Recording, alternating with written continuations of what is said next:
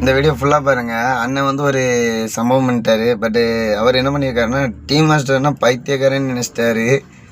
So அந்த team master கொஞ்சம் பைத்தியக்காரனாக இருக்கப்போ அண்ணன் தப்பிச்சிருக்காரு. இந்த வீடியோ ஃபுல்லாக பார்த்துட்டு உங்களோட கருத்தை கமெண்டில் சொல்லுங்கள்.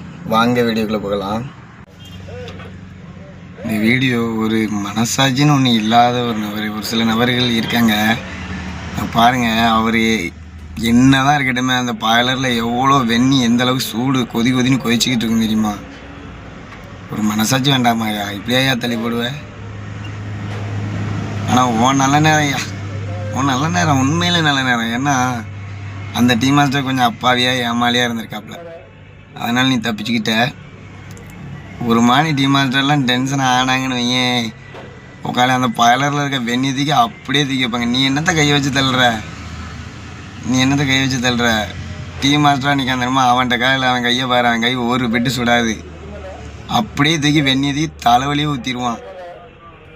ரொம்ப நல்ல நேரம் நீ தப்பிச்சுக்கிட்ட. ஆனால் குடிச்சிட்டு எக்காந்த கொண்டும் யார்கிட்டையும் வாய் கொடுக்காதீங்க. நம்ம குடிக்காமல் இருக்கிறவங்களுக்கு சில பேருக்கு நான் சொல்லிக்கிறேன், குடிகார பயல் விட்டு நீங்கள் பேசாதீங்க. நீங்கள் பேசவே செய்யாதீங்க. அது நமக்கு தான் தனித்தணும். பாருங்கள், அந்த தாயில் எவ்வளோ அசால்ட்டாக பண்ணிட்டான்னு. அவனை நம்ம என்ன செய்ய முடியும்? அவன் குடிச்சிருக்கான், அவன் உடம்புல இருக்க அந்த 10 மில்லி ஆல்கஹால் வேலை செய்யும். நமக்கு லைஃப் இருக்குது. குடிகாரன்ட்டு யாரும் வாய் கொடுக்காதீங்க. குடிகாரன்னு தெரிஞ்சாலே ஒதுங்கிருங்க, அதுதான் நமக்கு நல்லது.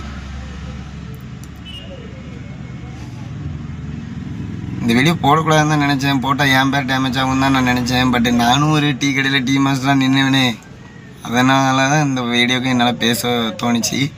ஆனால் இதை விட ஆக்ரோஷமாக பேச தோணுச்சு. என்னோடய ஆக்ரோஷத்தை நான் இதில் காட்ட முடியலை. தப்பாக நினச்சிக்கிடாதீங்க. உங்களோட கருத்து என்னங்கிறத கமெண்டில். இந்த மாதிரி மனசாட்சி இல்லாத ஒரு சில நபருக்காண்டி இந்த வீடியோ. நீங்கள் எதுவும் தப்பாக நினைக்காதீங்க, கோவப்படாதீங்க.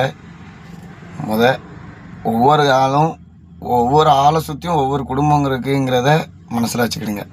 உங்களுக்காக இருக்கட்டும், எனக்காக இருக்கட்டும், யாருக்கா வேணாலும் இருக்கட்டும், எந்த ஆளையும் காயப்படுத்தி பார்க்காதீங்க. அது உங்களோட வாழ்க்கையை பாதிச்சிடும். எல்லாருக்கும் குடும்பம் இருக்குது. வீடியோ எப்படிங்கிறத நீங்களே சொல்லுங்கள். இதில் நான் ஆக்ரோஷமாக பேசுகிற மாதிரி தான் வந்துடுச்சு. எனக்கு அந்த வீடியோ பார்க்கும்போது எனக்கு மைண்ட் செத்துட்டு. ஸோ யாரும் தப்பாக நினச்சிக்கிடாதீங்க. தப்பாக இருந்தால் என்ன நினச்சிக்கிடுங்க. கமெண்டில் சொல்லுங்கள், நானும் தெரிஞ்சுக்கிடுதேன். என் மேலே தப்பு இருக்கா, அவங்க மேலே தப்பு இருக்காண்டு.